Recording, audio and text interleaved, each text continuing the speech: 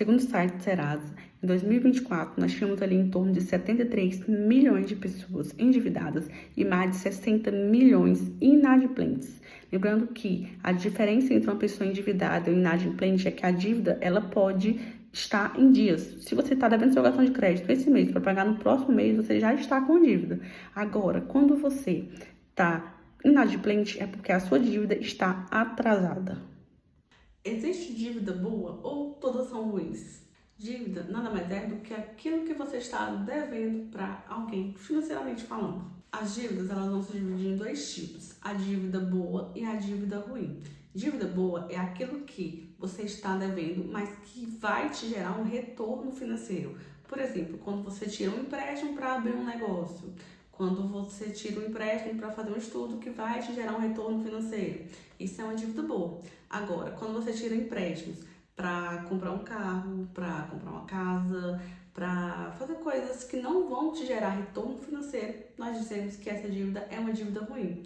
Uma dívida muito comum hoje em dia, que é um exemplo de dívida ruim, é o cartão de crédito. O cartão de crédito ele tem destruído, e é literalmente essa palavra, a vida financeira das pessoas desde a sua criação.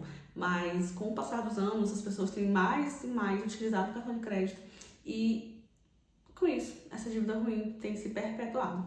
As pessoas elas não entendem, e acredito eu que seja o motivo das pessoas estarem cada dia mais endividadas com o cartão de crédito, é que o cartão de crédito ele não é uma extensão do seu salário. O que você gasta no cartão de crédito, você vai ter que pagar no outro mês, ou dependendo do dia que você comprar, tá no mesmo mês. Ali é um empréstimo, né? Um empréstimo que ele tá te dando com juros, e juros altíssimos, principalmente aqui no Brasil, onde os juros é um dos mais altos do mundo, literalmente isso. Então, a gente tem que tomar cuidado quando a gente vai fazer uma dívida. E mesmo que seja uma dívida boa, porque, vamos pensar, será que existe mesmo dívida boa? Porque se você quer abrir um negócio, você poderia ter se planejado, ter investido, ter guardado dinheiro. Eu quero fazer estudo, mas você não sabia que em algum momento você queria fazer uma faculdade, um intercâmbio, por que você não guardou o dinheiro? Então, se a gente for pensar por esse lado, será que existe mesmo uma dívida boa? Porque quando você quer abrir um negócio, você consegue se planejar, quando você quer fazer uma viagem, quer fazer um estudo, quer comprar uma casa, quer comprar um carro, você consegue se planejar. Então, se você começa a tomar empréstimos para fazer coisas que você poderia ter feito antes, o planejamento financeiro, para não precisar pagar essa dívida, então a gente tem uma dívida aí, e aí vale pensar, será que de fato é uma dívida boa? Inclusive eu antes, tinha começado já a investir, mas não tinha adentrado de fato no mundo também da organização financeira, porque muitas pessoas vão achar assim, mas você já investiu, você já sabia tudo sobre a organização financeira. E não necessariamente. E eu acredito sinceramente que não sou a única pessoa que pensa ali que o investimento está num patamar e todo o restante da sua vida financeira está em outro patamar. Como se fossem coisas totalmente separadas, e não são, né? Tudo é ali uma coisa só. Então, acabei cometendo o equívoco, de comprar um veículo que eu poderia ter planejado para comprar, Então, cometi esse erro, agora eu tô pagando, não tem mais o que fazer, agora é pagar, tô tentando me organizar para poder, assim que possível, começar a poder adiantar parcelas, ou das últimas, ou mês a mês mesmo, enfim. Mas agora eu já cometi esse equívoco, Inclusive não foi a primeira vez, cometi outras vezes também. Inclusive tive que devolver o veículo porque eu não consegui arcar com as parcelas. Então, é um problema, é uma questão que a gente tem que pensar, porque é muito sério, isso vai envolver sua vida financeira e vai envolver sua vida financeira por muitos anos. O carro vale 4, 5 anos, mas se você pensar numa casa, você vai ter ali 30 anos da sua vida. É uma vida inteira praticamente, porque se você começa a pagar aos 30 anos, você vai terminar aos 60. Então, sua vida ali como adulto foi toda embora pagando literalmente uma casa, que depois que você terminar de pagar, praticamente só vai ficar para os seus herdeiros. Então, assim, tudo isso tem que ser planejado, tem que ser observado, porque aqui no Brasil a gente tem aquela ideia de achar que todo mundo precisa ter um carro, todo mundo precisa ter uma casa própria. E não necessariamente. Às vezes você não quer ter um carro próprio, se vira ali com um carro de aplicativo, de veículo público, mas mora de aluguel, porque às vezes você morar de aluguel, você consegue morar melhor, em lugar melhor, mais barato, do que se você mora numa casa própria. Às vezes, pelo mesmo valor que você mora ali no aluguel, você vai precisar morar num lugar, às vezes num bairro mais distante do centro, Então, assim, tem que pensar se vale a pena. Aí as pessoas dizem, mas pagar aluguel de casa é jogar dinheiro fora. Vamos pensar nos juros que você paga quando você financia uma casa. E Aí a gente vai conversar, aí você bota na mesa os juros que você pagou pro banco, eu boto o aluguel que eu paguei, e a gente faz uma proporção, e aí a gente conversa para saber quem tá jogando mais dinheiro fora. Então, assim, se organize antes de tomar qualquer decisão que pode impactar a sua vida, principalmente se for algo tão grandioso, assim.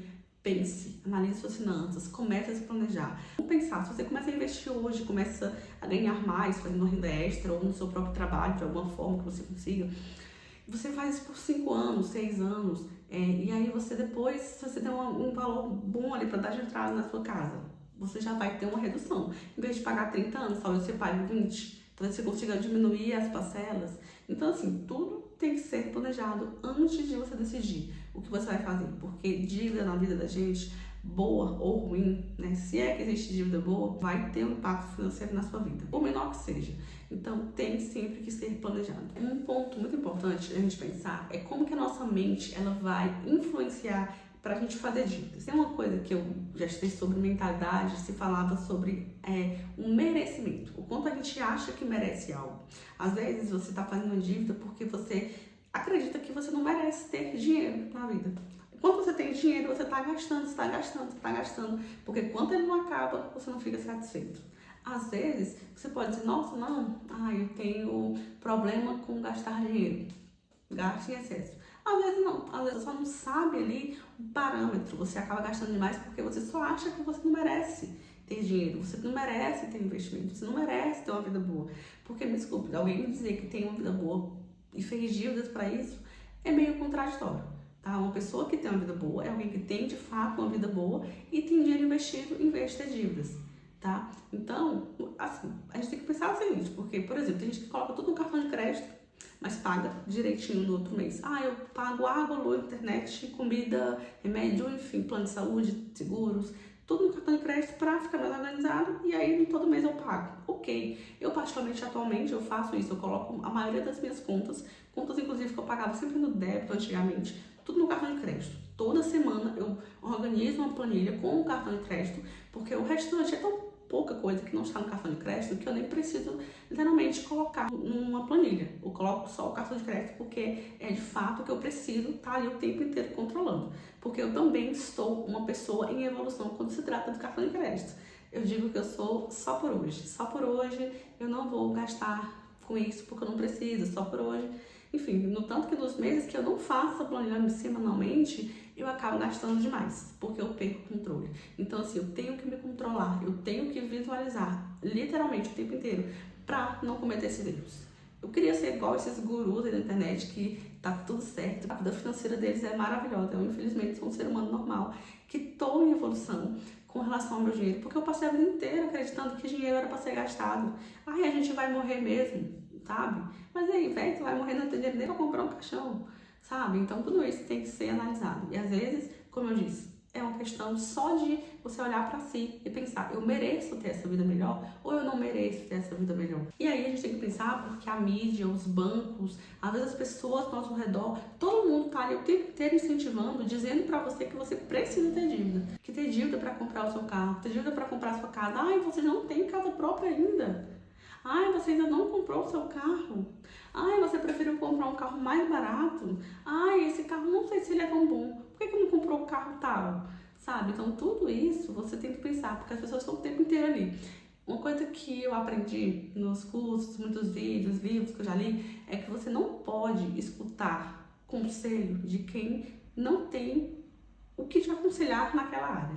Vamos supor que alguém que é totalmente endividado, não sabe lidar literalmente nada com dinheiro, tá dizendo pra você, você tem que comprar seu carro, você tem que comprar sua casa, você tem que fazer isso, tem que fazer aquilo. Cara, você não sabe cuidar da sua própria vida. Como é que você vai dizer pra mim que eu tenho que ter um carro, que eu tenho que ter uma casa? Não, sabe? Escute as pessoas que estão onde você quer chegar. É literalmente isso. Essa pessoa, ela saiu num lugar parecido com o meu, questão financeira, talvez de conhecimento, e ela conseguiu crescer e chegou onde eu quero estar um dia. Eu vou observar o que ela fez. Ok, Ela deve ter acertado, deve ter errado muito, com certeza, mas deve ter acertado em algum momento. Então, vou ver onde foi que ele acertou e tentar replicar, né? Imitar, não sei, mas replicar para poder tentar conseguir aquilo na minha vida. Aí, ok. Agora, quem não conseguiu, quem não construiu nada na vida, não vai ter conselho para te dar. Então, não escute essas pessoas. Um ponto que é muito incrível, que eu acho ele lindo, maravilhoso, que é os juros compostos. Quando você investe, ele vai fazer uma maravilha na sua vida, ele vai literalmente transformar a sua vida. Ele vai deixar você rico se você souber investir. É sem exagero. Mas ele faz a mesma coisa quando você tem uma dívida. É literalmente na mesma, talvez até um pouquinho mais. Quando você tem uma dívida, ele vai conseguir deixar a sua vida no chinelo. Então, use os juros compostos para te deixar rico, para te fazer evoluir, nunca para te jogar para baixo. Porque quando você faz dívida, quando você compra uma coisa relacionada a um banco, principalmente bancos, eles arrasam nos juros na hora de cobrar, né? Porque na hora de investir aí já é outra história. Então, use eles a seu favor, use o banco a seu favor, porque ele está ali para ser usado, mas para te fazer ser melhor financeiramente. Não escute o gerente, porque ele só quer ganhar ali em cima do que você vai investir. E geralmente o que eles colocam para você, ele não é o que é indicado para você. Título de capitalização, por exemplo, gente, de capitalização eu já tive também, porque eu também não sabia, né? Mas título de capitalização não é investimento. Aliás, é investimento para o banco, né? Porque o banco recebe em cima, quem te vende também recebe em cima, agora você mesmo não ganha nada. Se você perceber, a quantidade passa, se você tiver um título de capitalização, você tiver o histórico aí, vê o quanto que você já investiu, vê como que seria proporcionalmente para você tirar, mesmo que seja no final do período, você vai ver que você tira menos do que o que você investiu. Gente, não existe investimento. Investimento é para você ganhar, é juros compostos. Não existe investimento onde você perde dinheiro. Se você está perdendo dinheiro, você está tirando menos do que o que você investiu, não é investimento. E alguém, presta atenção, alguém está ganhando. Alguém sempre ganha. Só que só é investimento para você se você ganhar. Agora, se o banco está ganhando, se a pessoa que te vendeu o título de capitalização está ganhando, aquilo ali não é investimento para você, é investimento para eles. Tá? Então, tome cuidado com esse tipo de situação. Utilize os juros compostos para te deixar rico, não para te deixar pobre. Mas aí você pode perguntar, então você diria para mim que nunca vale a pena fazer uma dívida para crescer na vida? Não, às vezes vai valer a pena. Como eu disse, você poderia se planejar para não precisar fazer essa dívida. Mas não se planejou, ok, vamos trabalhar com o que a gente tem aqui agora. E aí você vai lá e tira o empréstimo, faz o financiamento necessário para que você consiga alavancar aquilo ali que você está querendo. Por exemplo, tem empresas que conseguiram, através de fazer uma dívida boa, tornar mundialmente famosas, como a Amazon, por exemplo. Mas nós vamos ter empresas aí também que quebraram porque foi tirando empréstimo, e não é o ideal, né? O empréstimo ali é que seja algo inicial para começar a situação, mas o restante é com você e a empresa. E aí tem empresas que não conseguiram, como por exemplo, Americanas, né, que quase chegou a fechar por causa das dívidas, tá? Então toda a questão ali de saber organizar, financeiramente, tanto como uma pessoa física como uma empresa precisa totalmente ter essa organização. Aí tu vai perguntar para mim, e para investir, vale a pena fazer uma dívida? Não. Eu sinceramente, se alguém perguntar, eu diria que não. Para mim, tirar empréstimo, fazer financiamento, qualquer que seja, para investir não é o ideal. É se você for investir, como eu disse, para abrir uma empresa, algo que vai te dar um retorno ali financeiro. Mas quando você tira um empréstimo para literalmente investir, eu vou investir na aposentadoria, vou investir ali na renda variável, eu não faria isso. Por quê? Porque os juros compostos, como eu falei, quando você tira um empréstimo, ele é muito mais malicioso, vamos usar essa palavra, do que quando você faz um investimento. Então, se você faz um empréstimo para você investir, a tendência é tendo maior a dívida do que o investimento que você vai conseguir. Então, não vale a pena tirar um empréstimo para investir. Mas essa é a minha opinião. Pode ser que você tenha uma outra opinião, consiga um investimento aí que renda tanto ao ponto de valer mais do que um empréstimo e tá tudo bem. Mas eu, Márcia Aparecida, não tiro um empréstimo para investir. É como eu falei, eu tirei um empréstimo, né, que não foi empréstimo necessariamente, foi um financiamento de um carro. Mas ali eu ainda estava começando a investir, mas não tinha noção sobre o orçamento familiar organizado. Era literalmente uma bagunça. Hoje, por mais que eu precisasse desse carro, talvez eu não tivesse tirado esse carro na situação que eu tirei por não ter uma organização financeira. Mas, como eu disse, agora eu já tirei, já estou pagando há algum tempo e não vou deixar ele de lado por isso. né? Tudo agora tem que ser analisado, tudo tem que ser pensado antes de ser feito. Quando você já fez o estrago, é você cuidar daquilo ali para não se tornar maior, né? E tentar não fazer novamente. E aí também outra coisa, né? O cartão de crédito, nunca esqueça. O cartão de crédito, ele é um vilão, ele pode salvar você, mas ele pode ser um vilão. Como eu disse, pra mim, é literalmente todo dia só por hoje, sabe? É toda semana observando a planilha para poder saber o que eu tô gastando. Porque um mês que eu não faço isso, eu acabo gastando mais do que eu deveria gastar. Porque eu penso, não, eu vou comprar só essa pizza. Eu vou almoçar fora só hoje. Porque eu penso, ainda tem limite. E por aí vai. E quando eu vejo, quando chega no final, no dia de pagar o cartão, o limite foi e o meu dinheiro também. Então é isso. Pense quando você for fazer uma dívida, se ela é boa de fato, se ela vai te agregar alguma coisa. E, sinceramente, sempre que você puder, evite fazer dívidas. Então é isso. Obrigada por assistir o vídeo até aqui. Não esquece de curtir esse vídeo, se inscrever no canal, ativar o sininho de notificação para não perder nenhum vídeo. E eu vou te esperar no meu próximo vídeo. Tchau!